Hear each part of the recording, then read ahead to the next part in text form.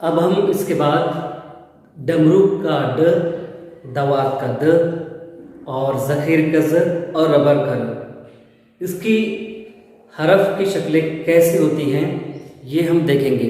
सबसे पहले हम दवात का द की मशक करेंगे। ये द बड़ा ही आसान तरीका है।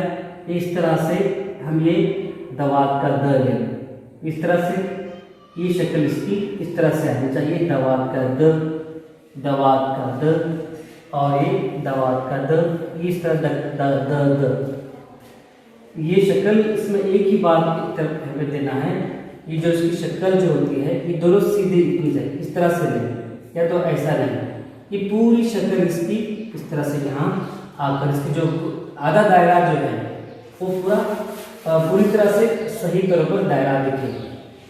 यहाँ पर दवात का द में ये द की मशक, ये द की मशक, ये द की मशक, इस तरह से दवात का द, या तो द, ये द, ये द। इसके बाद देखते हैं हम डमरू का ड।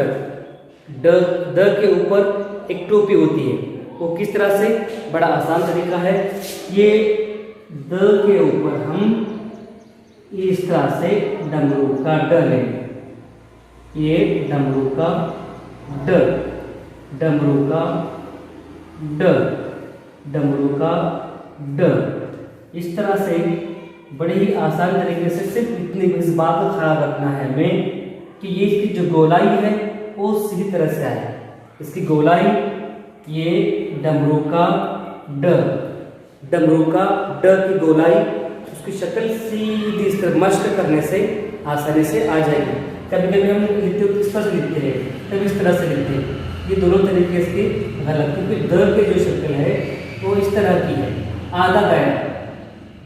इस तरह की शक्ल हम लिखेंगे तो द और द की शक्ल अच्छी होगी।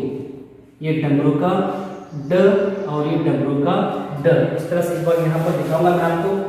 दवात का द के लिए हम सिर्फ लकीर पर, ये जो लकीर है हमारी, इस पर बयास की लकीर पर हम ये इस तरह से हम लिखेंगे। इससे भी ख्याल रहे इस बात का कि इस तरह से ना आए, ये द ना आए, बल्कि ये लकीरें, ये गलत तरीका है। और सही तरीका ये है द लिखने का कि हम इसकी शक्ल को इतना ही करें, और द लिखते हो तो ऊपर टोपी उसको इस तरह से लगाएंगे, डमरू का ड। अब रबर का बड़ा ही आसान है।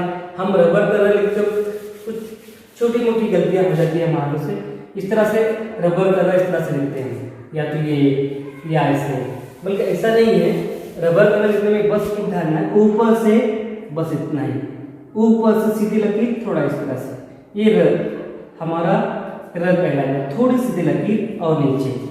ये रबर का र, रबर का र, रबर का र, रबर का र कहलाएगा। और इसी रबर का र के जरिए से कौड़ी का ड़ भी हम कहेंगे। ऊपर से उसके क्या करना है हमें, इस ड की तरह टोपी, ये कौड़ी का ड़, कौड़ी का ड़। यहाँ पर दिखाता हूँ मैं, ये कौड़ी का ड़।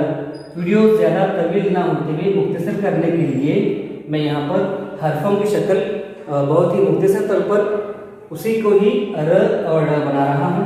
ऊपर से क्या करना है, टोपी देना है। कौड़ी का ये ड़ कहलाएगा, कौड़ी का ये ड़ कहलाएगा। मैं एक बार दिखाऊंगा यहाँ पर। जैसे हम ये रबर का र लिखते हैं और जब कौड़ी का ड़ की शक्ल आती है तो उसे ऊपर हम इस तरह से ही ये कौड़ी का ड़ कहलाएगा और ये रबर का र कहलाएगा।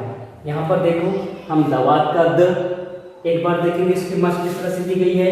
ये दवात के द की मशक बस इतने ही, दवात के द की मशक इतने ही। जबकि डमरू का ड लिखते समय हम सिर्फ उसके ऊपर, द के ऊपर हमें सीधी टोपी लगाएंगे और साथ ही साथ रबर का र, ये रबर का र कहलाएगा। और इसके ऊपर अगर हम ये छोटी सी टोपी देंगे तो ये कौड़ी का ड़ या पहाड़ का अड़ कहलाएगा। द, ड, र और ये कौड़ी का अड़ कहलाएगा।